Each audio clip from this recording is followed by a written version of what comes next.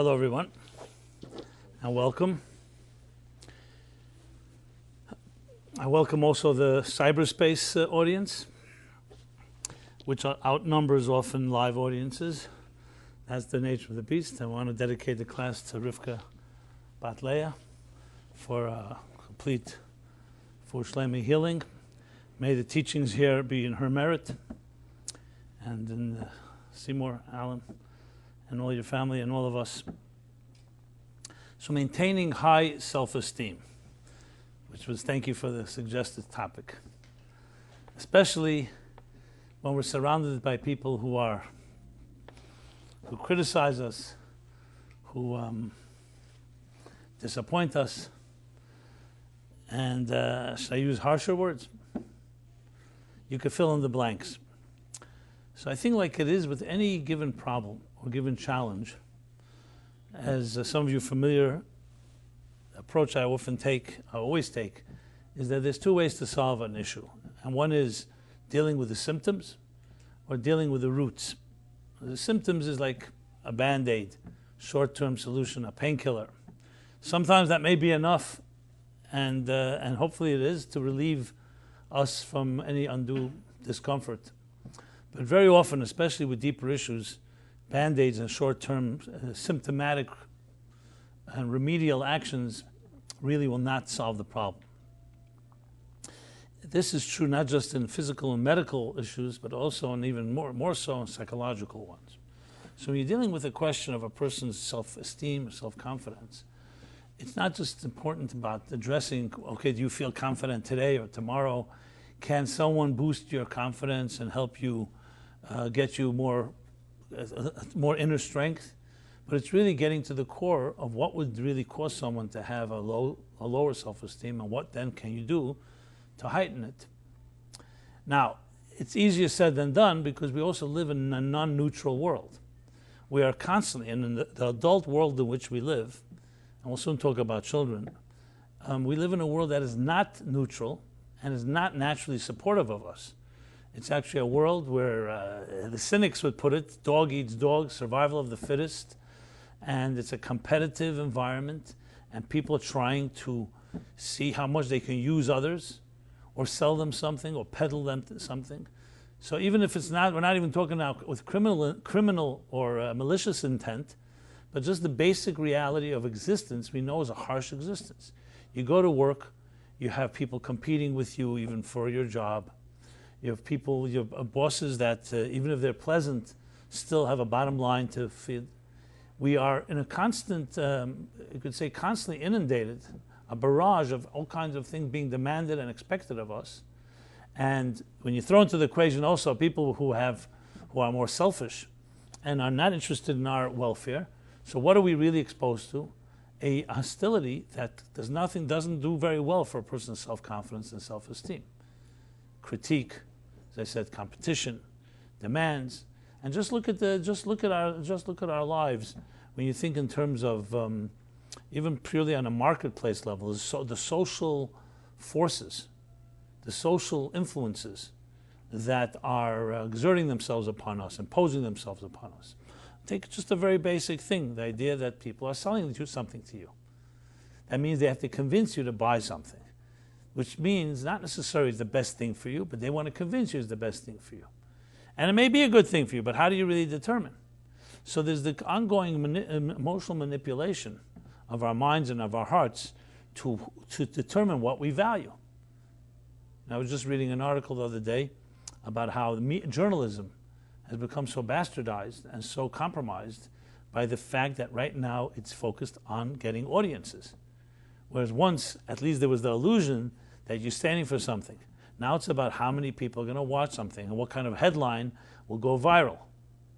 And topics that not necessarily have any journalistic value, but we know will get a lot of people watching, is the determining factor, even in some of the most prestigious and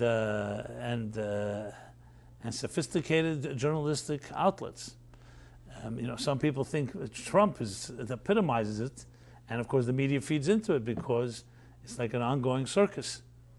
So when you look at the world around you, you start seeing a type of focus where we're being taught to be more superficial than, to focus more on the superficial than on the real, to focus more on the sizzle than on the steak, more on the package than on the product, more on form than on function, and more on matter than on spirit. You can go on and list. And when you have forces from so many different directions, and now they have access to us 24/7, what is it doing for you and your own self-value? If you're being told that if you buy this, you're going to be happier, and if you don't, you're going to feel deprived, it's essentially a message that you don't have what it takes to be confident. You need this. You need to drive this car, look this way, travel to this place, purchase this item. So we're in a world which is on a offensively. We're not in a neutral world. We're in a world that we are constantly under attack and assault on our psyches. Now, I don't want. I mean, I know it comes across almost like a doomsday like fire and brimstone, but I don't mean it that way at all. I mean it in a subtle way. But what does it really do for our self-esteem and self-confidence? How much of our decisions are really determined from within? How much are you generating and saying, one second, let me determine what is valuable to me, and I feel confident and strong in my convictions, and then let me go find what I need. How many decisions are we making that way? It's a pretty good question to ask yourself. On a daily basis, from the morning you awake till the moment you go to sleep, how much are you really deciding coming from within? And if it's not coming from within, rest assured it's not building your self-confidence. Because confidence is built from within. Esteem is built from within. Learning to trust yourself. Learning to value yourself. And I could speak also from personal experience, my own experience and what people I deal with. This is one of the most precious and rare commodities today, is having self-value, to value yourself. Now what I just described was the adult world. You throw into the equation now our childhoods, our young formative years. And if you grew up in an environment that you were constantly being criticized, invalidated by parents, by adults, by educators, by people who are supposed to nurture us, you can rest assured you're not coming into a level playing field as an adult. Because you're already on the defense. You already start second-guessing yourself, and you're wondering whether your decisions are right. Children naturally, as we shall discuss more at length shortly, are naturally confident entities. They're born. They have no reason not to be. They expect love. Not because of a sense of entitlement, because it's a natural thing. Like a flower expects water. A flower expects that the gardener is going to nurture and water the garden. A child naturally expects, not in words, but just by its disposition, by its personality, that it will be taken care of. And that's the way it's meant to be. That's the way we are created. We are not self-sufficient when we're young. 9 months we're in our mother's womb, we're completely nurtured and cared for. And then when we finally come out of our mother's womb, we still are in a state that needs a lot of nurturing, a lot of protection, a lot of caring and love to be able to cultivate that sense of confidence in ourselves. So in a healthy situation, a child grows up feeling that, feeling wanted, feeling validated, valued. When a parent says, I will spend time with you, not even saying the words, that the child senses, you care about me, I'm more important than other things. When a parent runs out of the house and gives the child less attention, and it becomes consistent that way, there's a message there. It doesn't make a difference how many gifts you buy the child, and how many videos, and how many trips you may take them, and how many candies and ice creams you give them. The bottom line, a child will know that you have other things that are more important. And children are very simple. When they get that message enough times, they begin to say to themselves, maybe I'm not that valuable. And it's not about an ego trip. It's about the garden, the flowers will begin to wither if they're not watered. Now, unfortunately, we live in a world where this is unfortunately more common than not, that most of us have been deprived to some extent. I'm not going to say that everybody to the fullest extent. In the most extreme way is obviously true abuse, true absenteeism, true invalidation in the full sense of the word, in the painful sense of the word. And that doesn't mean that the situation is hopeless, but it means it's an uphill battle. Because once a person is already, as a child, has developed a sense that I'm not really valuable, and I can't really trust my own feelings because I used to come home from school all enthusiastic, and my father who was drunk, my mother who was neurotic, would criticize everything I did because of their own issues and their projections. As much as therapy you go through, there's that knee-jerk reaction, I'm doing something wrong. And I met people that even without anyone criticizing them, they immediately say, what did I say wrong? I'm sure you have situations sometimes you say something, you look at someone and say, okay, what did I do wrong now? Why would you assume you did something wrong? Reminds me more than once this happened. I'm sitting with someone in a private session, counseling, and I remember one particular case where I brought the person a cup of water, and I put it down, and as I lifted my hand, she flinched, and for no reason. It wasn't like, I said, why'd you flinch? She said, I thought you were going to smack me. So I said, why would I smack you? Did I indicate any hostility to you or anything? She says, no. But in my life, my childhood, when a hand was lifted, it was usually going to be a slap. And she's developed a knee-jerk reaction. Now, this may sound crazy, but we all do things like that. You begin to react. When something happens enough times to you, you will begin to build up a reaction, a reflexive reaction to whatever situation you're in. Now, if this happens consistently, remember, children, like all of us, are resilient and we can absorb and be flexible to many situations, but if it happens consistently, and it's like an assault on our consciousness, on our psyches, and our value, we slowly develop a sense that I'm guilty until proven innocent, when in truth you should be innocent until proven guilty. And by contrast, people who have been nurtured and have built that self-esteem, it doesn't mean that they won't have moments of doubt and they won't have moments of questioning themselves, but their status quo, their so-called equilibrium is one of a certain measure of confidence. So a lot of all this discussion has a lot to do tremendously with our own childhoods. And you can't avoid that issue. You talk about self-esteem, it's almost textbook. You have to, the first thing, almost look at what kind of childhood did you have.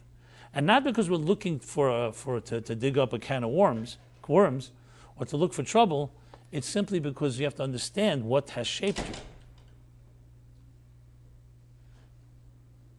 And then you can intervene and do something about that. So essentially, to sum up what I've said so far, is based on the principle that half the problem, the awareness is half the cure of a problem. Before you deal with solutions, you must have awareness of the situation. Basically what we call a diagnosis, an evaluation. Just like it is on the physical sense, you come into, let's say, a person is bleeding, God forbid, they come into hospital, emergency room, or something else. The first thing that we need to figure out what's going on. Where's the bleeding coming from? You have to stop the bleeding. You have to first evaluate before you intervene. And anyone without the training says, you know what, oh, maybe this. That would be very dangerous. You can create more problems if you start guessing. So the first thing is awareness, diagnosis. So the same thing here in self-esteem issues, first thing is awareness. What are the factors that are contributing right now, presently? It could very well be our childhood. Okay, that's one. We'll go through the usual suspects, so to speak. Number two, it could be the oppressive environment of your social state, meaning right now, presently, you may be working for an oppressive boss. You may have very unpleasant employees. You may have people that you're dealing with, family members or others, that are toxic. I mean, I'm just using extreme examples. I don't mean to, I'm just trying to make the point. It could be a little milder version, but you are presently, basically, it's like someone who is suffering from an illness and they're continuing to consume or breathe toxic air. So obviously, whatever you do is not going to help, because they have to stop continuing the diet or the environment that they're in. So it's critical to understand these factors. So if you list the suspects, I mentioned some before, but I'll just sum it up. As I said, childhood experiences, number one, must be looked at, because that tells a lot. Number two is what kind of situation you find yourself in right now, presently. The type of work you're at, what are your pressures, who's demanding things of you, what are the expectations, what do you think are the expectations? Because that all is having a direct impact on your own confidence. Because if the expectations are overwhelming and unrealistic, so you're constantly saying, look, I continuously fail. Take a third area to look at is your relationships. Where do you stand in the area of, courtship, romance, love, sexuality? That bears tremendous amount on our own self-esteem, because are you successful in that area? Are you not? Are you desperate? Are you doing things that are self-destructive because the need for love? Do you not know how to find the proper partner, a proper relationship, because maybe you don't have the standard or you don't have role modeling, etc.? I'm not going to go through the list of every usual suspect, obviously, just general categories. But there's no way to deal with self-esteem and self-confidence issues if you don't look at these things, because they're actively having impact in your life right now. So it's just to sit here and I'll give a talk about what self-esteem is on a theoretical level without addressing what factors are shaping you as we speak. Is like I said earlier, it's like someone trying to detox from one end, so they have like a detox tubes pulling out the toxins. On the other end, you're feeding yourself toxins. So what are we going to gain? There's expression in the Talmud that says tovel v'sheretz biyodei. It means somebody's going into a mikveh. A mikveh is a ritual bath to purify themselves, but they're carrying a toxic thing in their hand, and they don't even realize it. So they're bathing themselves. It's like somebody going to take a bath, but they're oozing with all kinds of grime or oil, and they're just, first you got to stop the flow of the negative before you bring in the positive. It would be like trying to bring new furniture into your house when it's full of dust and dirt and grime. First you got to clean up, at least create some type of environment, then you can bring in something fresh. Which, of course, even though this sounds almost like it's almost absurd, but very often, I'm sure you'll find this, we all do these absurd things. That's what the human condition, there's a measure of absurdity to it, where people say, I don't know, I keep trying new things and it's not working. And they don't realize that they're still maintaining old habits while they're trying new things.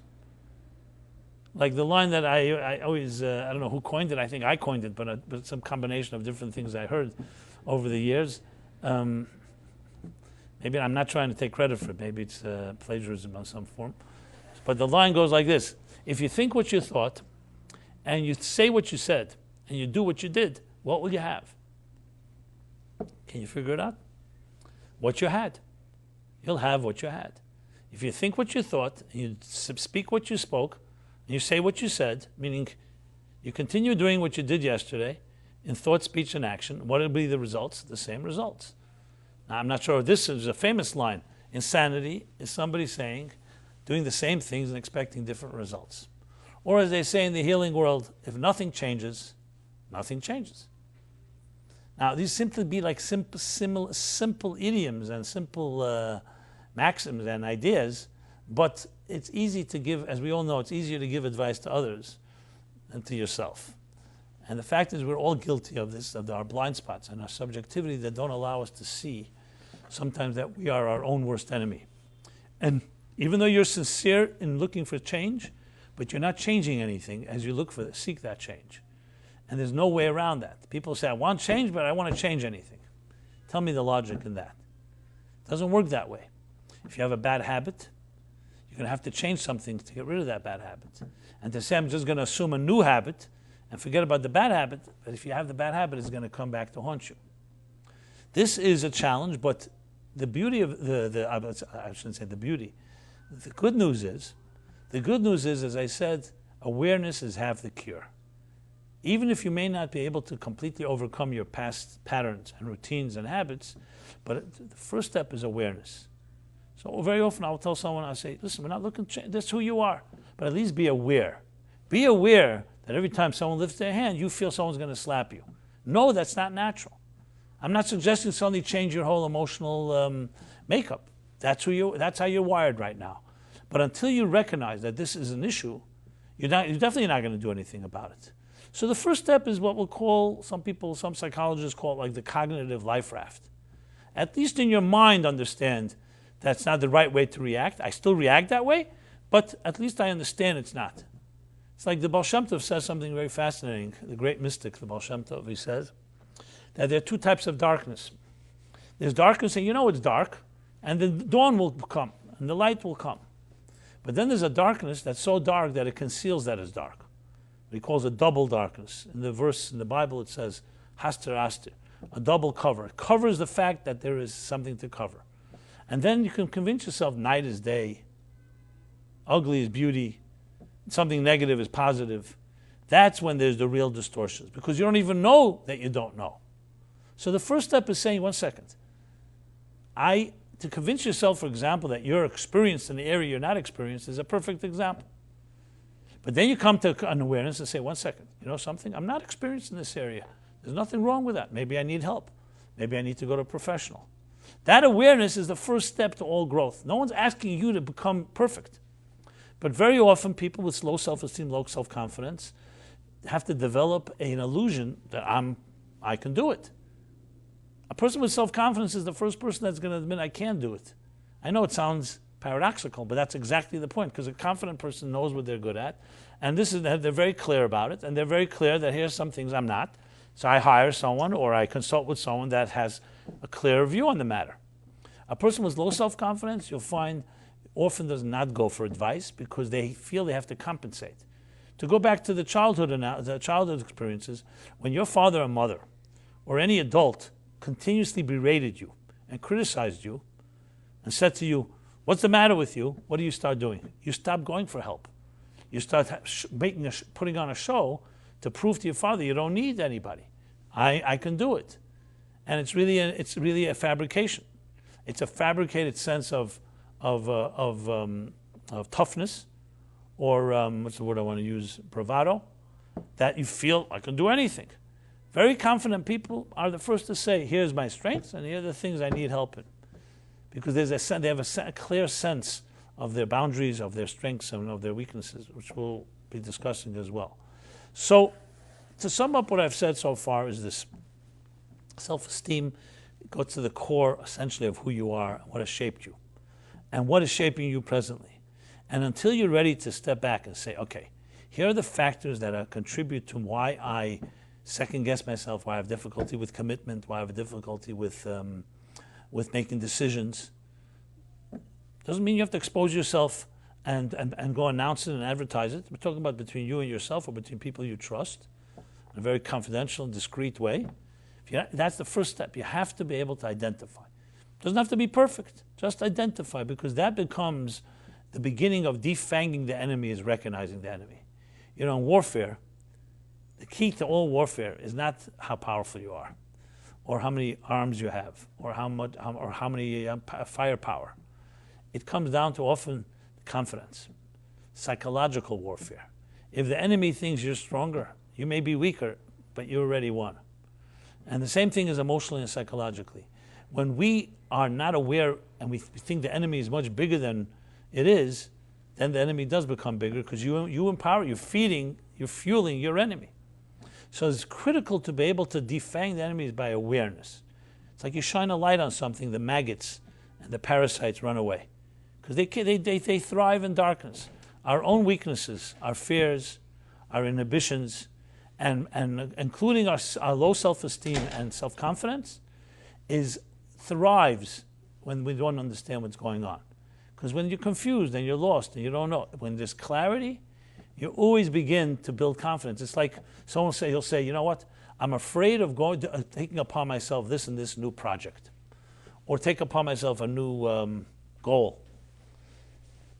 And when you're asked, okay, why are you afraid? So you list the whole reasons, because I could fail at this, I could fail at that, all the different reasons. How will you ever build the courage to take on this challenge? So people who have low self-confidence won't. They'll just back off, retreat, and say, I'll take on other challenges. But then you'll discover a pattern that this repeats itself many times, because it's not about this particular project. Of course, in each case, you're going to find excuses why this is not possible to be done. That's what a non-confident person does. A confident person looks at it, analyzes it. Doesn't say necessarily it's easy, it's difficult, but I've analyzed the measure of its difficulty. Here are the challenges, and now I'm going to figure out how to get around them. So they don't see anything as being impossible. They see it as, okay, it's formidable, but I will first get a lay of the land, understand the challenge, understand the enemy, so to speak, and from there I will be able to then assess what to do. Now, there are obviously real situations where anyone, even a very confident person, says, this may not be an area I want to take upon. It's too difficult. But it's not coming from weakness. It's coming from strength. It's coming from clarity that, you know what, I explored, and this is maybe not something I should be doing. Not due to retreat, due to clarity. So the key to the confident person is the clarity they have. They look at the situation, assess it for what it is, not what it appears to be. Because if you rely on what it appears to be, it can look a lot bigger and bigger monster than it is. So that is why shining a light and clarity is critical in diffusing any type of adversarial situation. But all these are the tools of the confident person who goes in and says, okay, I'm going to find clarity. What we call due diligence. Do research. Look into it before you just say no. I find this very often when it comes, especially in the dating scene, and someone suggests someone to someone and they say, no, it's not for me. I said, did you look into the person? No, I just have an instinct. Okay, an instinct. Fine. Okay, then you push it a little. Am I describing anyone here? Okay, fine. Good. And so then if that's the case, how do you know maybe your instinct is off? What is it based on? Maybe it's just your fear of not succeeding. Maybe you've been hurt enough times and you're not looking to be hurt. There's nothing wrong with saying that. But to say that requires courage. That alone requires confidence, to say I don't have confidence. A non-confident person usually will not say that. They will not say it. A confident person will say very clearly, this is waters.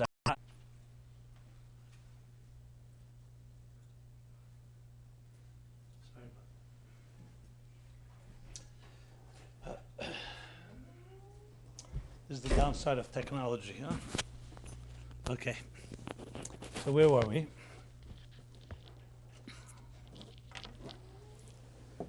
So the first step, I was talking about the dating scene and person instincts and so on, is to be honest with yourself and looking at the factors and the forces that are shaping and defining how we make decisions.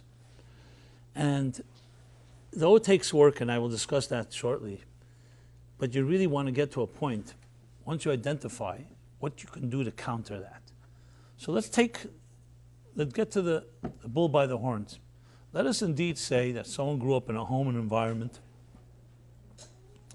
In their formative years, they were invalidated, one way or another. Sometimes it can be quite extreme. Children of divorce suffer from this because often they blame themselves. That's what children do. And they feel something the matter with them. They feel they're the cause. Parents often don't help by subtly suggesting and blaming and so on and projecting.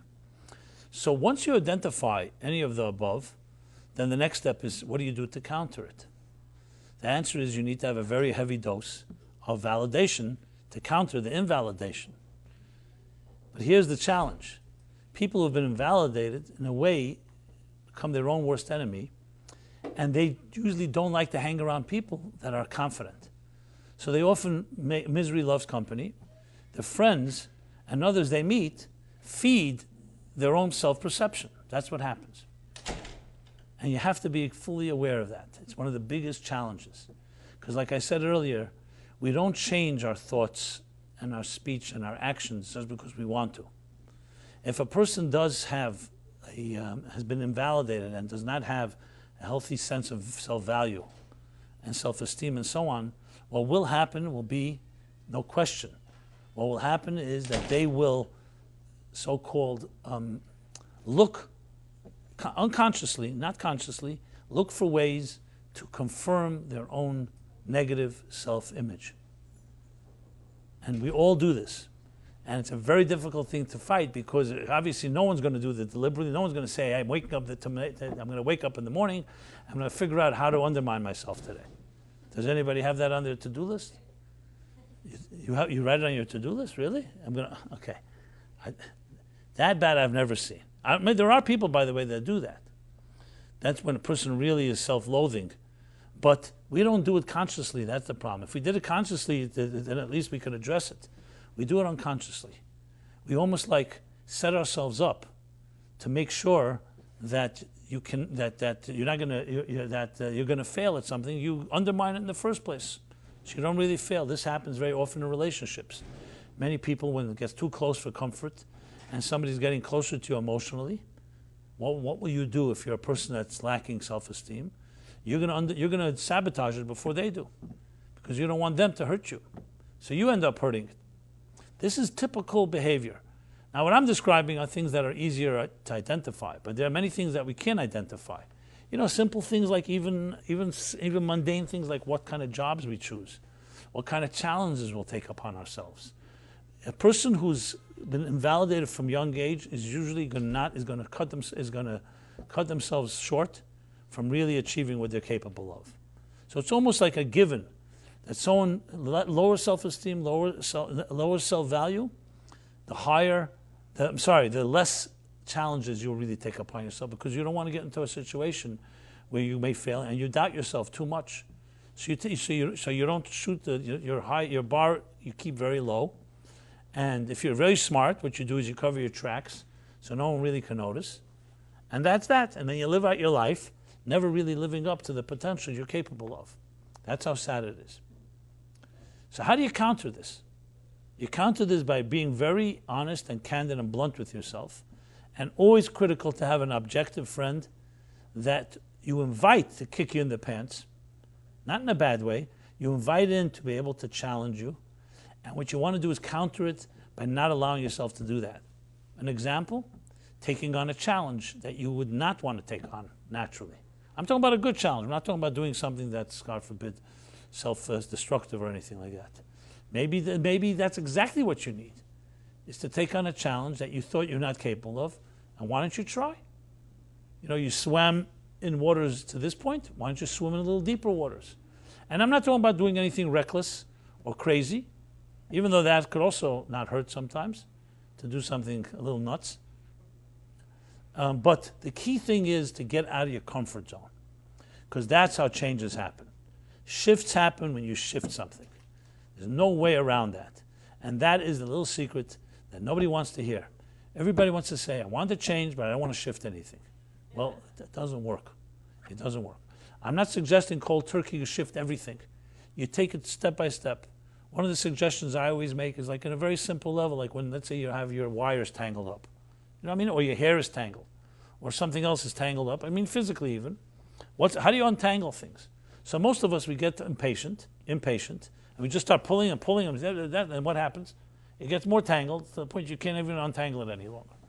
The secret to untangling things is patience, and looking at the edges and the extremities, untangle the part of the wires that are easy to untangle. And then you can isolate that area that's most difficult. It sounds like ridiculous. It sounds like so simple, but most people simply don't do that, because they either are so emotional about it, they just want to fix it. It's called simple process of take upon yourself a challenge that maybe is not the hardest one. If you're going to try to attack and say, you know what, I have low self-esteem, I'm going to go to a boot camp, 7-day boot camp where they tell you after 7 days and $20,000, you're going to have self-esteem. Rest assured, it'll probably make it worse. It's like they say, why are these books all bestsellers? They keep telling you, here's the 10 steps to a healthy love, 20 steps to self-esteem, 30 steps, whatever. Why do they keep selling? Because obviously they don't work, or else the books wouldn't keep selling. Why would someone have to write a new book? People with self-confidence usually don't buy these books unless they're going to write a book and they want to see how others are doing it. So the point I'm making here is choose challenges that are out of your comfort zone, but they don't have to be the ones that are the most difficult. And we all can identify some things that are more difficult and something because small victories lead to big victories. That's the key. Make small shifts, and the small shifts will allow you to make bigger shifts. And then there will come the point where you'll have to deal with the most entangled part of your life, and that may be directly your own childhood or other things that are undermining your own confidence and your own self-value and trust in yourself. And it becomes easier when you've untangled most of it, because then you have the last step, the last so-called frontier, makes it a lot easier. So that's one way to go. And this is easy to do any day, tomorrow morning, tonight. Make a commitment. You'll join a new class, you read a new book, but it has to be something that's fresh and not part of your past patterns.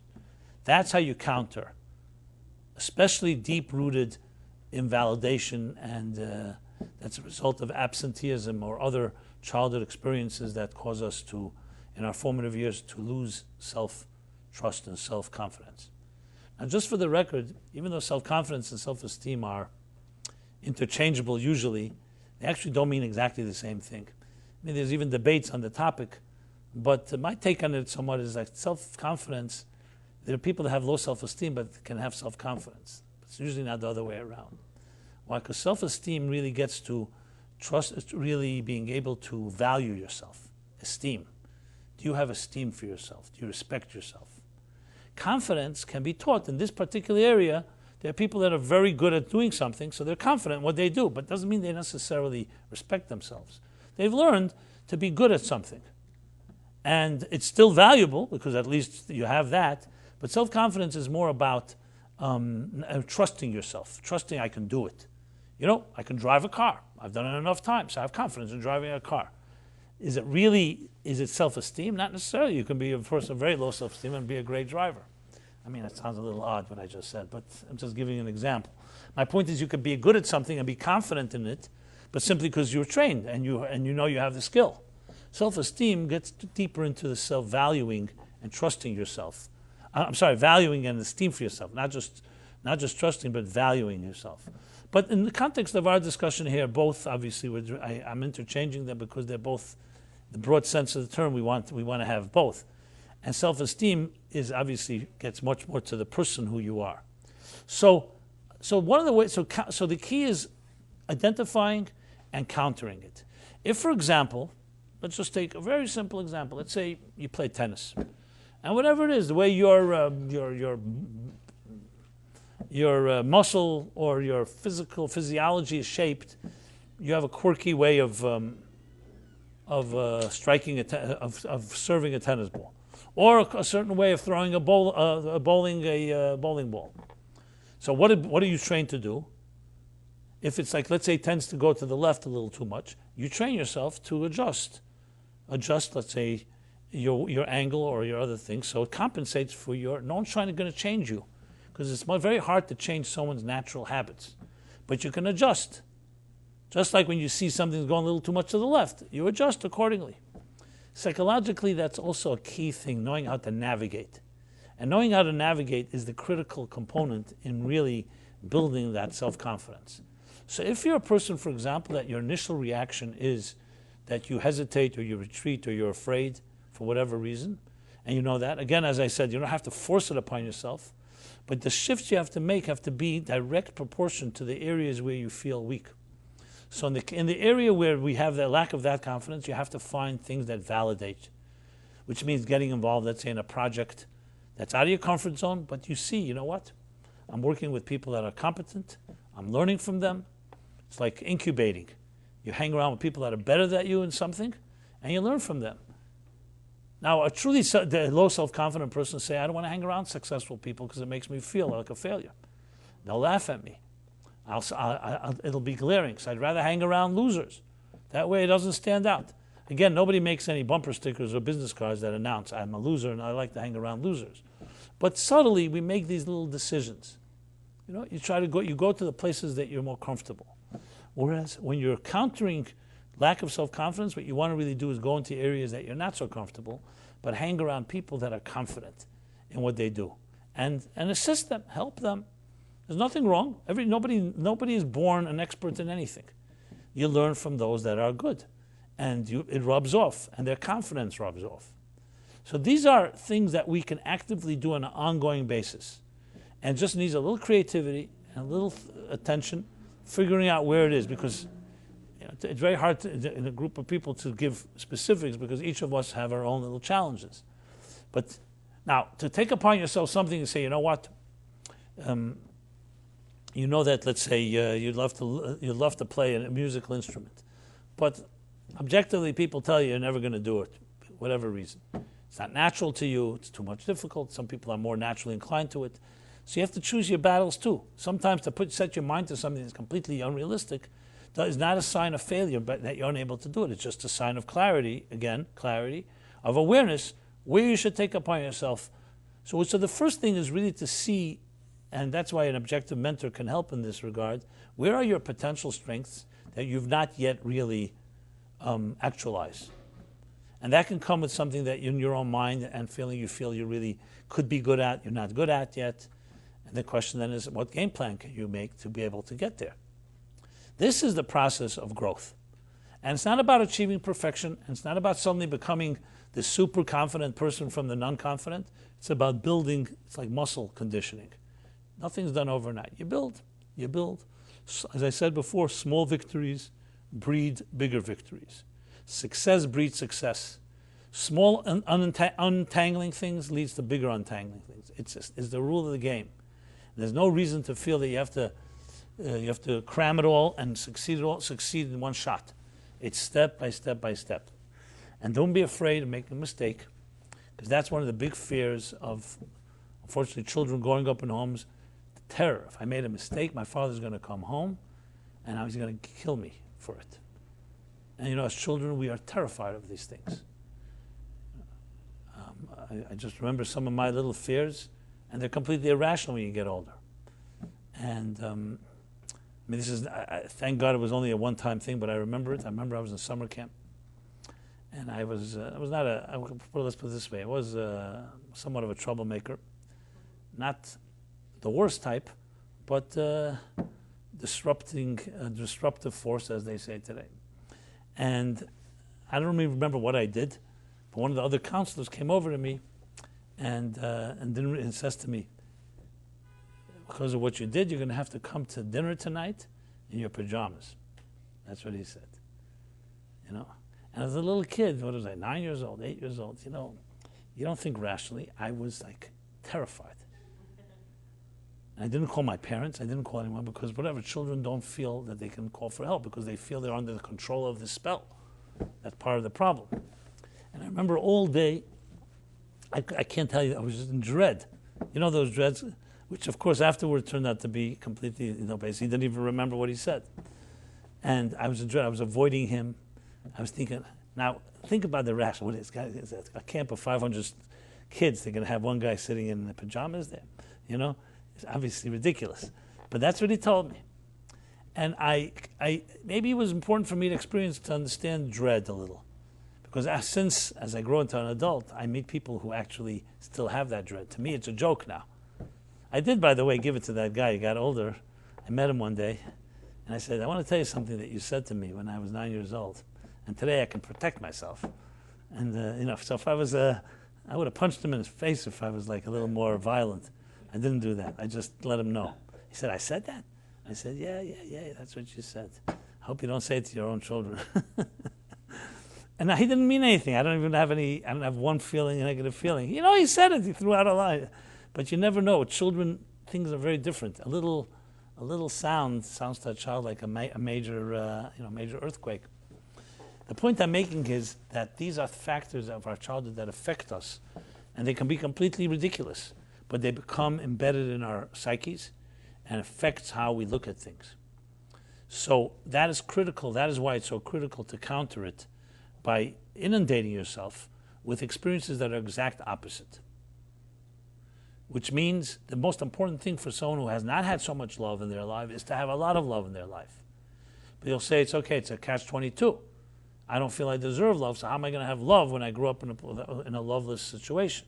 Again, I'm just using extremes to make the point. Obviously, we're all fitting somewhere in between. And the answer is, my friend, you have to force yourself.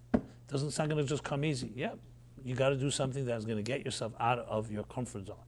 It doesn't come easy, change like that. And you have to identify that. So fine, we're not talking about doing something radical necessarily, even though, as I said, at times that may not hurt you.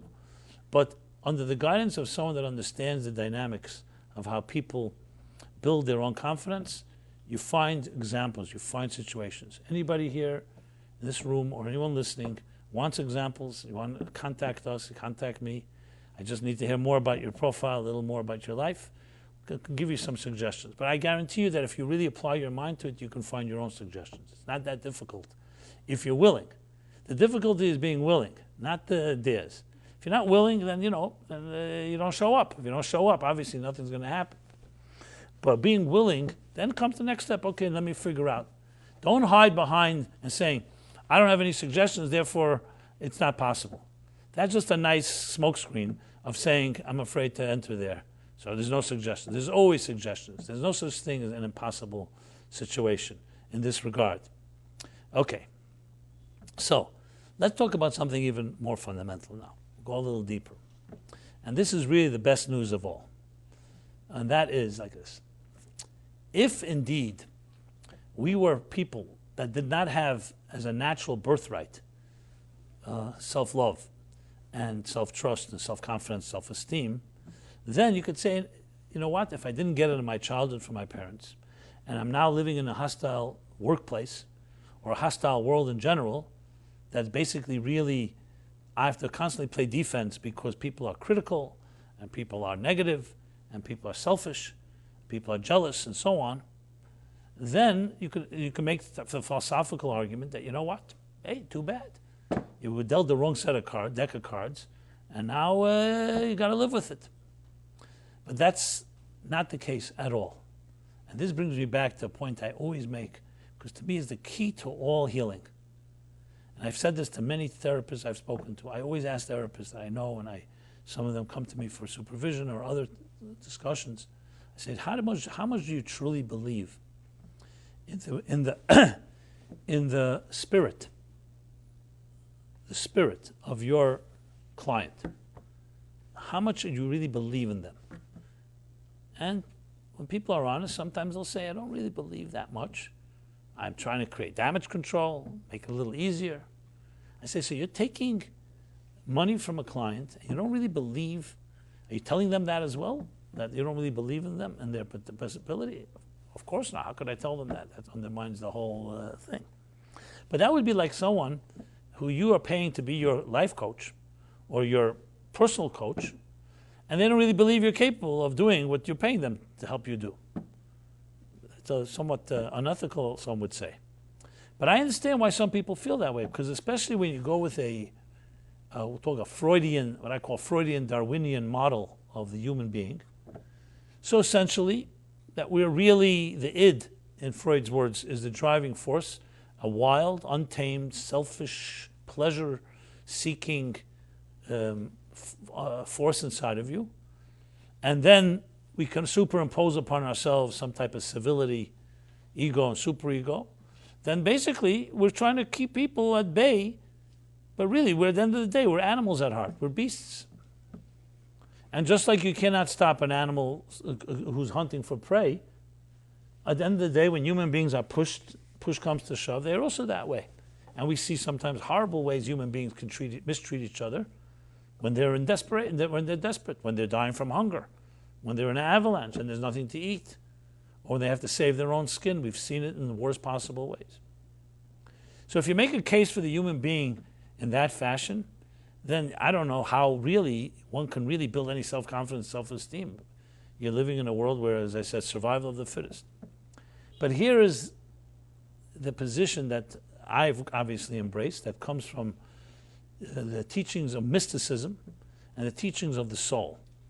That the human spirit, or if you want to call it the human soul, whatever word you're comfortable with, is fundamentally a secure, confident, self-loving, and self-trusting entity.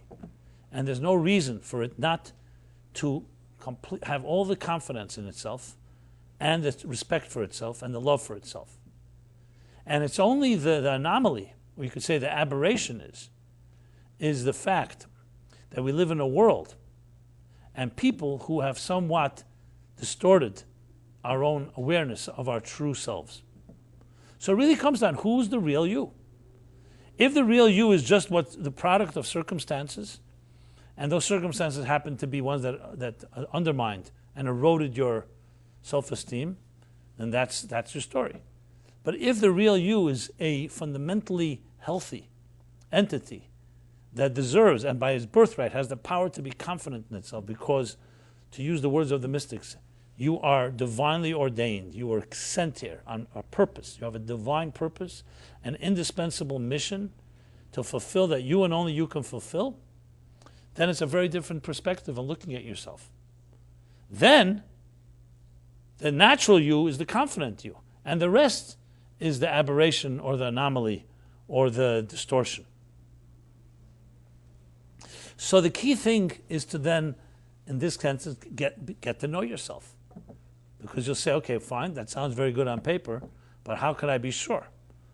So my answer to that is, and that's really one of the biggest objectives of this class and all my classes, is get to know your real you. Not the you that projected you, not the you that your parents may have taught you who to think who you are, not the you that society says you are, the real you. Can someone say that I really know who I am? So you say, where do you begin? You begin by studying and reading things that teach you what your soul looks like. And you know what will happen? It'll resonate. That's the key. We're not talking about someone's ideas. Oh, great ideas. Resonance is the key. Everybody relates, for example, to these, a few examples I'll give for this.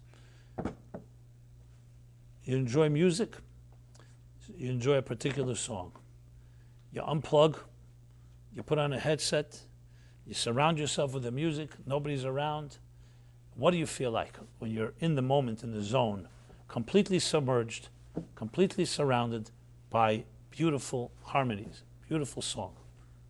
You feel like you belong. Something's resonating. You feel completely connected. You don't feel a dichotomy between who you are and what you do, between the subject and the object. And when you're truly absorbed, you almost become oblivious to your surroundings. So many people say, wow, that's true, it happens.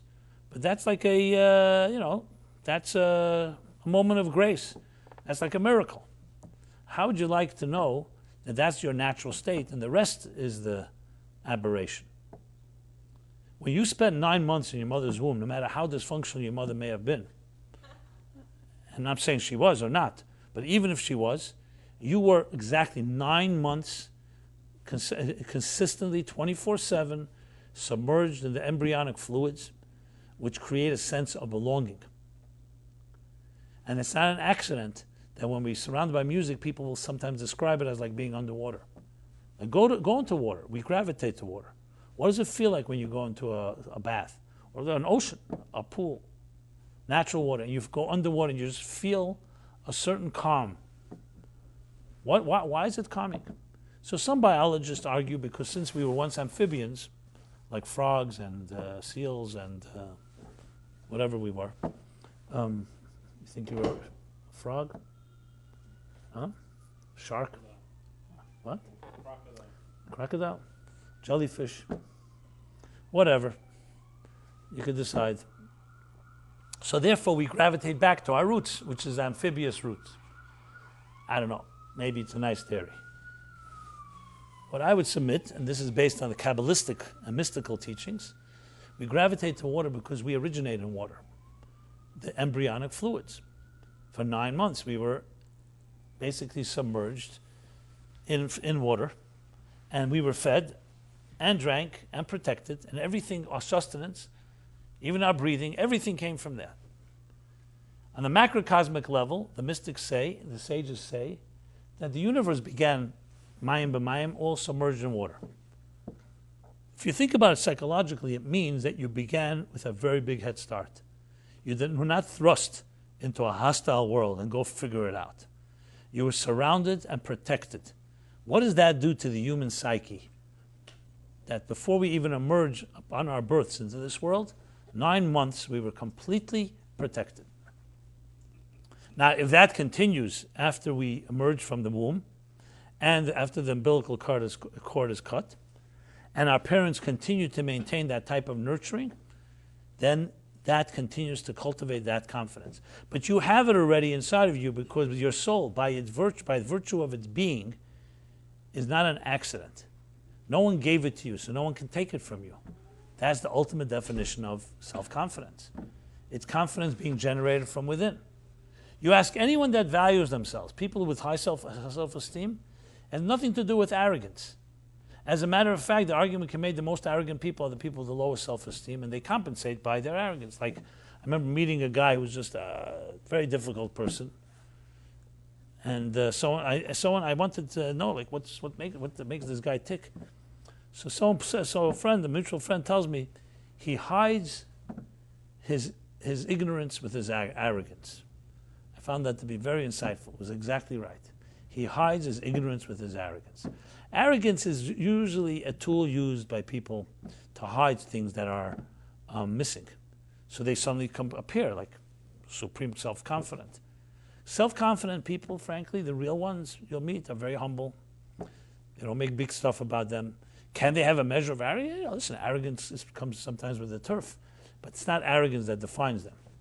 Confident people have a sense from within their core that they are valuable, that they're valuable. Not valuable as opposed that someone else is not valuable, that they are important, and their opinion matters, and their position matters.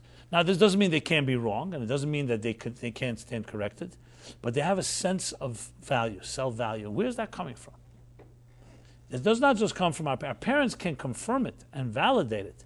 It comes from a sense of yourself, that yourself is important enough to have been put in this world.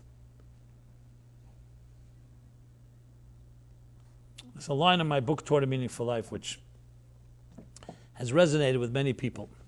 And it obviously resonated with me, that's why I wrote it. And that is, birth is God saying, you matter.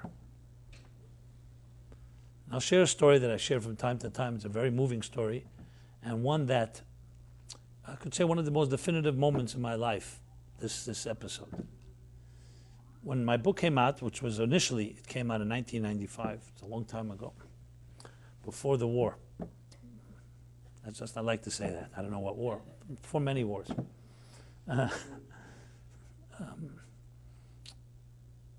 Those of us from the 20th century, before the war was the Vietnam War or the World War II. That's before my time.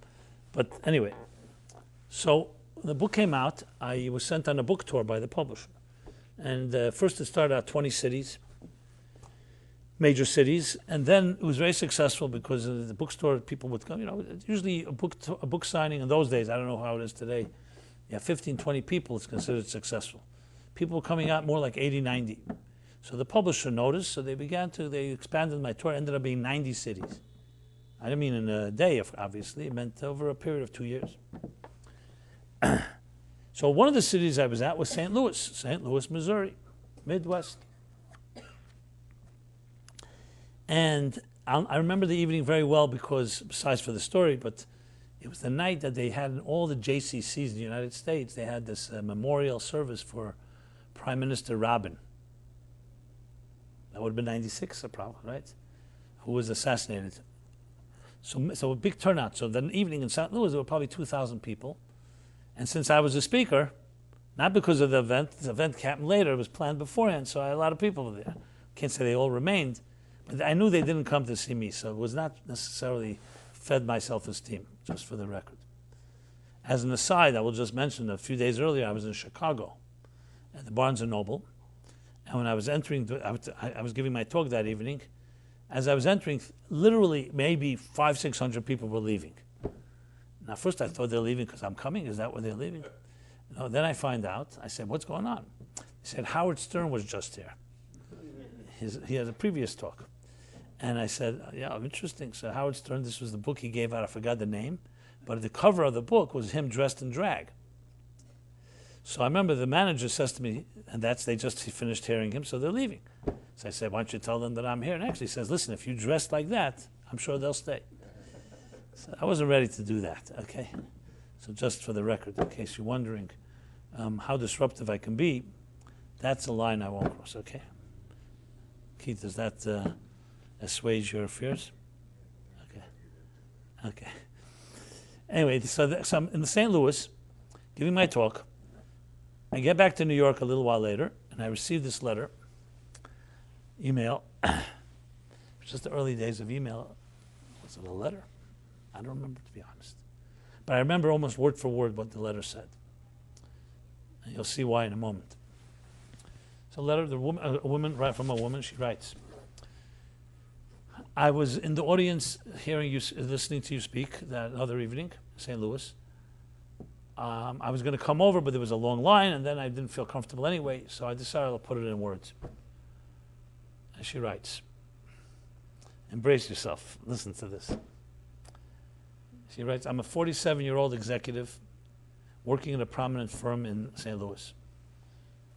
I'm well known and well respected, and by any account, I'd be considered a success story.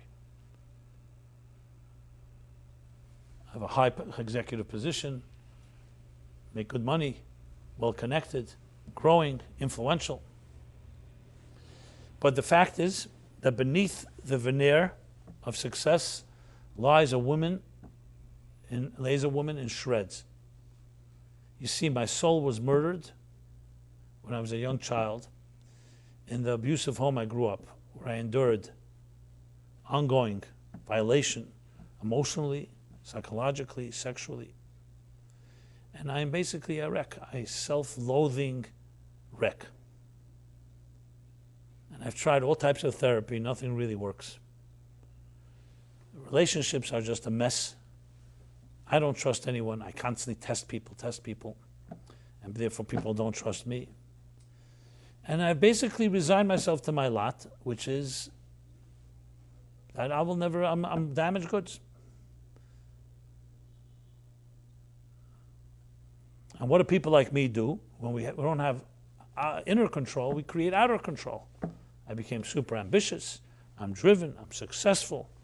And it seems like I'm on top of everything. I'm in control of everything when I'm not in control of anything, actually. And I have suicidal thoughts. I wake up every morning and I just take it day by day. I breathe in, go to work, often just go to sleep crying, not sleeping. And I have given up hope. You come to town, to St. Louis, and I was an audience, and someone had given me a copy of your book a few weeks earlier, Toward a Meaningful Life, someone at work. I'm Jewish, but not observant, not affiliated. I have no connection to anything. One of the reasons is because my family was not observant, but they were Jewish, and I just cut off from anything of that nature. It was all toxic to me. And I was reading your book, just leafing through it, not expecting I would read it, but the line jumped out at me. And the way she put it, she said, like a silver bullet between the eyes. It resonated a deep chord inside of me. And the line was, birth is God saying you matter. And I read it again. This is all her letter. Birth is God saying you matter. And I read it a third time. Birth is God saying you matter. And I'll read it the rest of my life. I don't know why, but suddenly at age 47, I realized something I never knew. That despite what my parents did to me, despite what society does to you, undermines your self-value, despite what business sees you as just a statistic on someone's balance sheet, and that you're measured by your looks, by your youth, by your performance, by your buying power, by your social status. Despite all that, I matter to the one that matters most, God. And the mere fact that I was born and that I exist on this earth, regardless of what anybody else says or thinks, means that God says, you're my child, I love you, you're indispensable, you have something to accomplish that you and only you can accomplish, as you write in that chapter in Birth. And then she concludes the letter like this, which you can consider to be eloquent if it weren't under the circumstances. She says, so though I have many years to heal, but the first time in my life, I have hope. This is the way she put it. What I need to do is to create bypass surgery, to bypass the infected arteries that were violated and which was contaminated by my life experiences, and reconnect to that pure moment at birth where God put me here and said, you're my child, I love you unconditionally. And then she finally concludes and writes, so thank you for giving me back my life.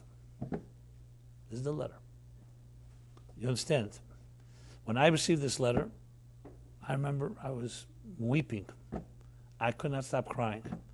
First of all, a woman sharing, a complete stranger sharing with me, she doesn't know me, such a sacred confidence. I actually went back to read the chapter myself.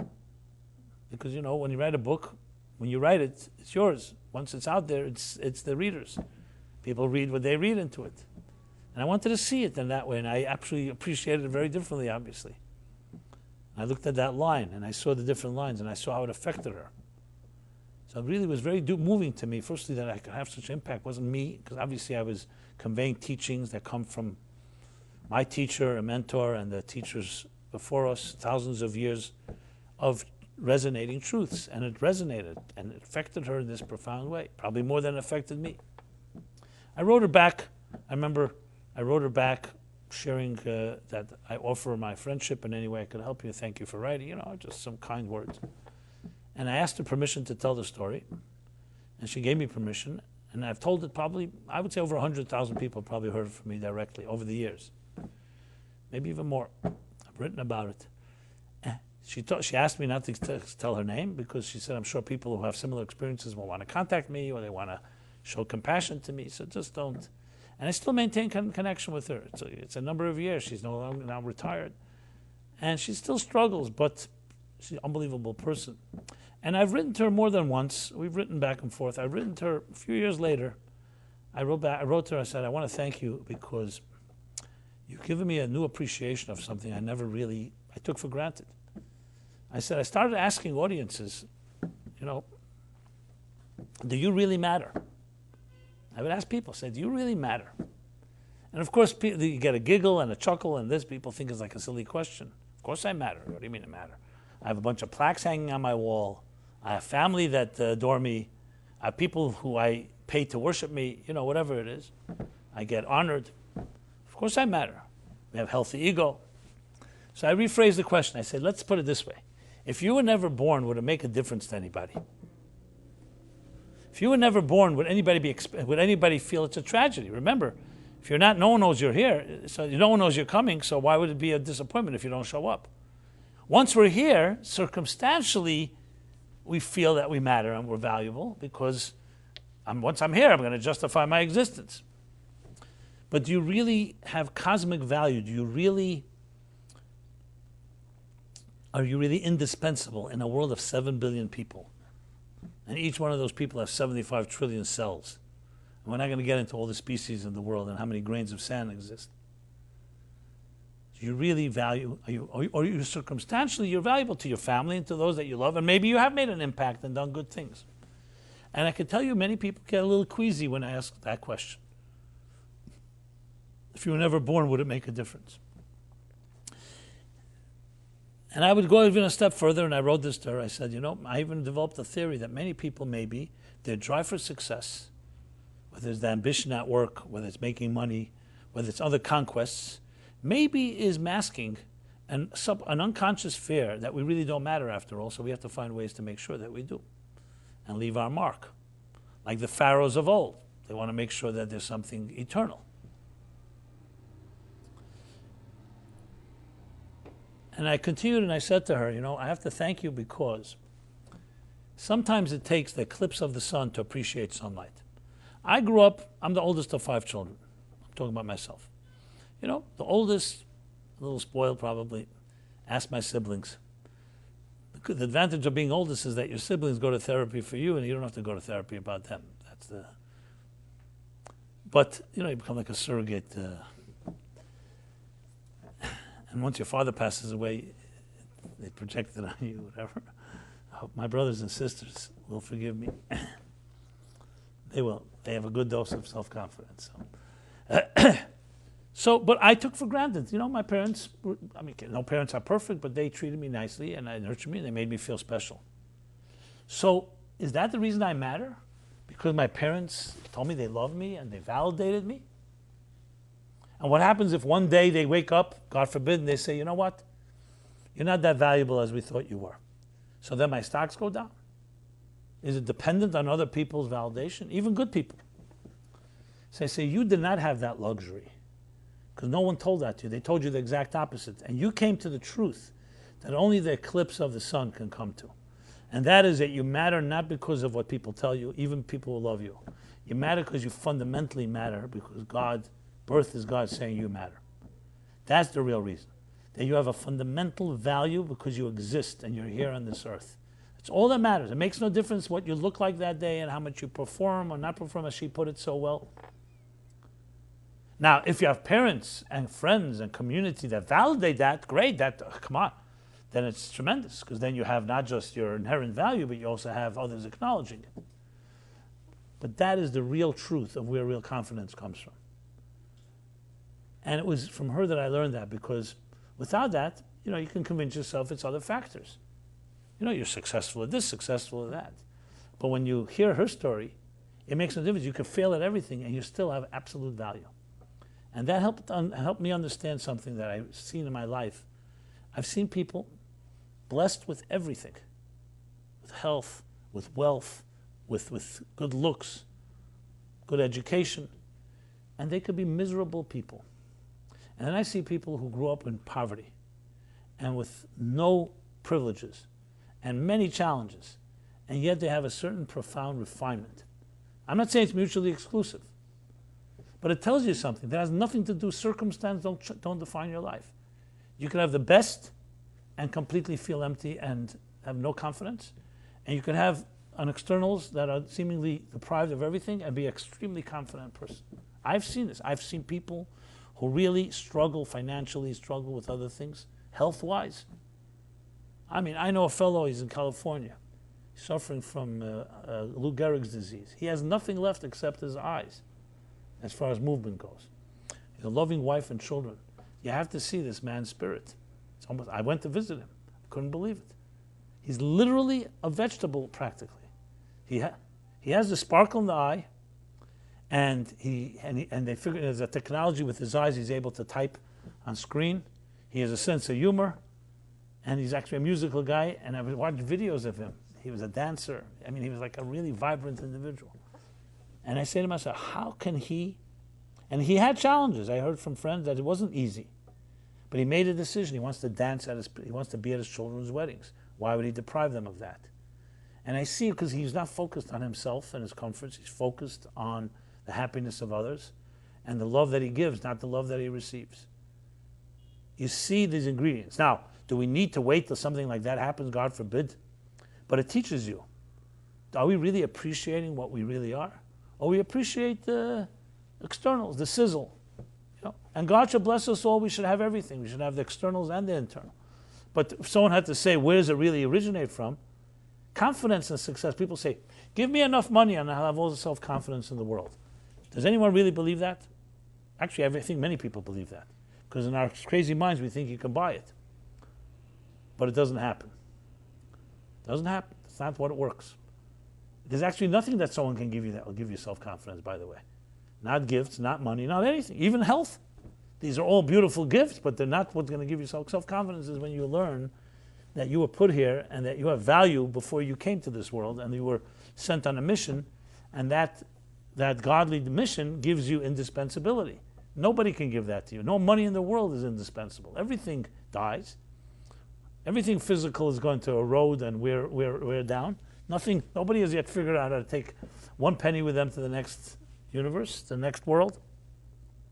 So we value it. It's valuable here. It has a lot of power. No one denies that. But permanence. And who would have written a script that people like the Jewish people, after what they suffered, would survive it all? Well, it was with money, with empires. And it wasn't just intelligence. It was because when you have the core spirit and you're in touch with it, you are indestructible. That's the word I want to use, indestructible. It's a fact. The odd thing is that challenges and difficulties bring out indestructibility in us more than comforts. When you're comfortable, you become apathetic, and you start valuing the things that really are not the forces, the fuel that gives you confidence. You start valuing the external comforts. It's odd. You start saying to yourself, why should that be that way? Why can't I appreciate it? So there's another discussion that requires another class. But the point I want to make is that each one of us, and this really gets to the core of it. You know, I spoke earlier tools, how to compensate, how to build. But at the end of the day, it really comes down to believing in yourself. And that's part of also being around people that believe in you. You don't deserve people who don't believe in you in your life. What do you need people? And I'm not taking away from them. They may have great value. But every time you feel inspired, you make a phone call, and there are people telling you, don't get so excited, I was there already, and they throw cold water and make sure that they kill all your inspiration. What do you need that for? So I'm not suggesting throughout all these so-called friends of yours, but maybe add a few others so you have a little more time for people. When you call them, they say, oh, wow, that's a great idea. And they encourage you, and they say, go for it. I'm ready to help you. That's what we need around us. That's what we need. We live in a world where there's too much of the other voice. That's what we need. And they're out there. And more importantly, not only do we need that, we need to be that way for people. Do you ever think to yourself, are you a person that people like to hang around? You give off positive energy? Like, people may want to avoid you. Do you give off negative energy? I know it's not a comfortable thing to ask yourself. Mirror, mirror on the wall. Am I toxic or what? And most people are not going to tell you. You're going to go to your friends and call up and say, hey, tell me, do you like to be around me? Who's going to tell you? Actually, I hate being around you. I'm glad you're asking. It's not usually what you're going to hear. So, that's maybe a little more sensitive topic to be able to self-appraisal in that sense. But that's what we need. Energy, positive energy brings a positive energy. You'll see. People that are successful, people have a successful attitude, I should say. People have self-confidence. What do they do when you're around them? Unless you run away from them, you're afraid because of your own issues, they help you build confidence. That's how it is. I was never in the military, but I hear people who are on teams like that. And it could be in sports or other things as well. There's something that you feel when you see a veteran, you see someone who's went through it, and they really are driven. You feel like you're in the hands of a master. And when you feel that, there's something that's very powerful. That's what really, as children, we should be feeling from our parents. But in case we didn't have that, or even if we had that, since when do we not need the same dose when we're adults? That's what we need. And it's not common because we live in a business world. There are many people like this at home, they're that way. But when you get to the business world, you become a shark because everybody's a shark around you.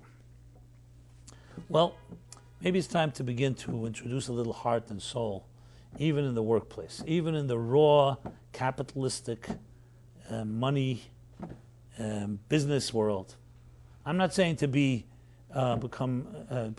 someone that people will abuse, but maybe it's time for confident people among us to give off that energy. I think I've mentioned this a few times. There was also with my book when it came out, a top executive, I don't say his name because for confidential reasons, but I got to know him because there was CBS was doing a show on this class actually, and they found out his name, and I met him as well, and he told me that since I got your book, and he was known as a real tough negotiator, a real SOB in business, and so on. Yeah, you know the term? Yeah. Yeah. I didn't spell it out. The rabbi can say SOB, Huh? South of Brazil. There you go. Brazil keeps coming up. So he tells me, I met him, he tells me that since he read the book, he decided, because in the book there's a chapter on business, how do you so-called spiritualize your business? Like how do you spiritualize any part of your life? And one of the suggestions was to have a charity box in your office. And from time to time to throw in a few pennies. So he decided to do that. Why not? He had a charity box. And he had some top, high-powered meetings. And he made it a custom that at the end of the meeting, he gave everybody a few coins and everybody put in some charity. It wasn't the amount, it was the gesture. And he said meetings started to change because people started saying, 1 second, why are we doing that? Is this a business deal? No, even an ethical business deal. Business is business. Why do we suddenly... And he said, because we're introducing something, a shift. It's a little heart and soul about that we are here to give, not just to take. And then he decided to start giving out the books. He had a few cases in his office, and he started giving out. He says, it changed my life. The values I always had, but it was not permeating my business world. When I came home, I was a nice guy. Maybe not so nice. But at work, I was the tough guy doing what I have to do. I trust I was ethical, but still, I was, this is business, pleasure is pleasure. And he says, I brought soul, and it really changed my life. And I thought about it. It was a very, to me, that's like a tremendous thing. Even though you could say what dramatically really changed. No, but these are qualitative shifts that change the world. Because capitalism and money are not meant to be soulful. That's why I find it always so interesting, even ironic.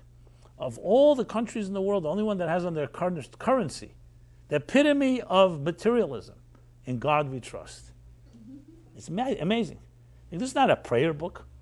It's not a Bible. It's not a religious service.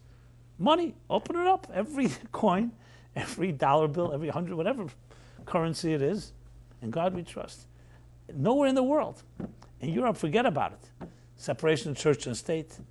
I don't know, to me it's some type of divine providence that demonstrates that someone seems to sense that's what we really need. We need a little, and I'm not talking about the God of other people that is a God of destruction or violence. I'm talking about, obviously, the love, trust. In God we trust. If you can trust in God, then you can trust in the soul, the divine soul that's inside of you. And of all places, it reminds us of all places, like I said, on our currency. So you may not have God on your wall in your house, but if you have it in your money and you like money, you're going to have more God. And maybe we should learn the message, the lesson. So my friends, there's much to say on this topic. And I always feel in these type of topics, you always want to say more because it's such an important key topic. But the main thing to say is that you have what you need inside of you. There's no book, there's no commodity, there's no product that's going to give it to you. There may be books that inspire, that help you cultivate that. But you have it in you. You have that right. And interesting, the founding fathers in the Declaration of Independence, they said it. They said, all men, I would say, all people are created equal and have inalienable divine rights endowed to them by the divine. The pursuit of happiness, the pursuit of whatever the lines are there. The point is that they understood that it comes from a greater place. So nobody could take it away from you because no one gave it to you. Because you could argue, they could have said, all people are born equal. Or people are equal. Why do they have to use the word created? Created is creator. And today that would be, forget about it. The debates would be raging. And the word divine.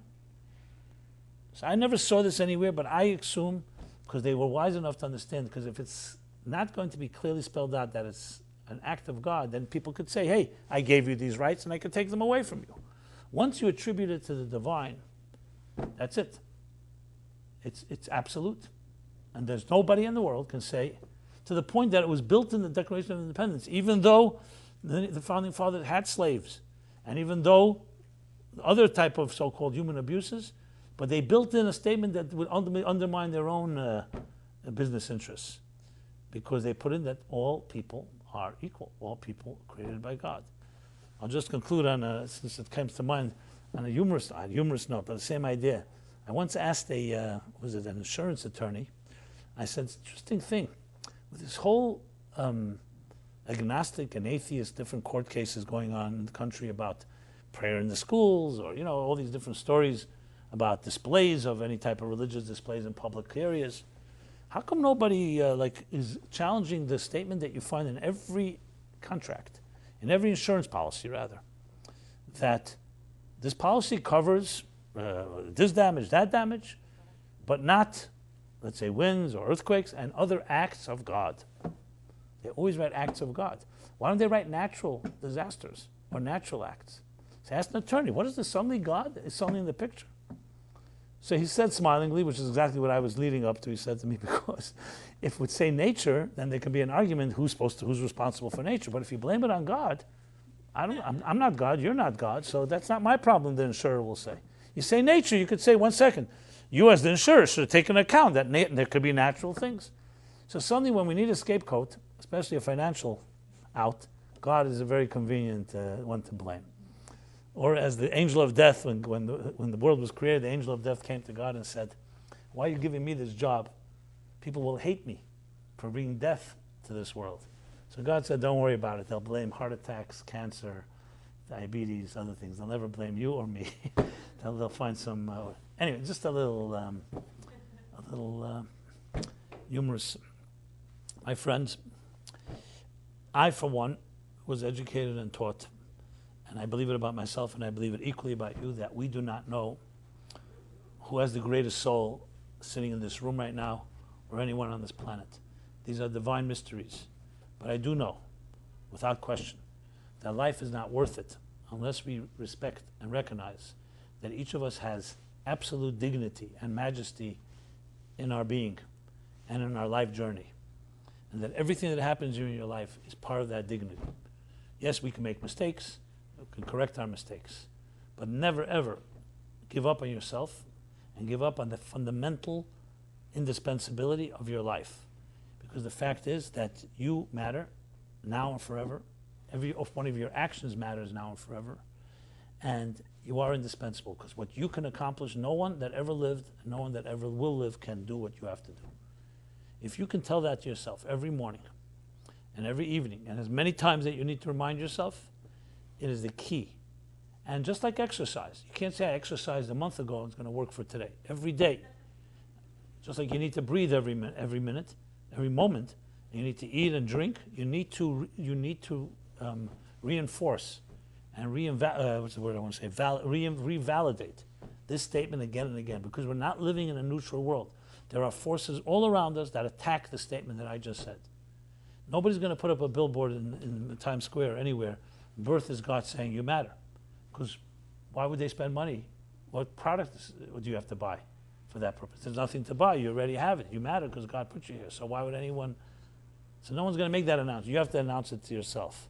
Everybody else is going to try to get a piece of you and try to convince you that you're valuable if you do this, you eat that, you drink that, you smoke this, you don't smoke, you look like that, you look like that. But the answer is it's in you. So that's very fitting to our organization that I have the honor to lead, which is Meaningful Life Center. Meaningful life. That you have a meaningful life, an absolutely meaningful life. God should bless you all. That you find your navigational tools to navigate the vicissitudes, the twists and turns, but know with full confidence that you can make it. And know that you have my vote of confidence as well. And I hope I have yours. So until next Wednesday, everybody have a very confident, self-esteem saturated week. And if you want any way to be in touch, if you want to, as I said, run by any ideas, just feel free to contact us. meaningfullife.com is very easy to reach us, or send us your email address. Now, we're on all the channels, Facebook, YouTube. I don't even want to start listing them all because I don't even know all of myself. I just know that today you have to use all the channels because you never know how do you reach people. Everyone have a very, very blessed week. Thank you.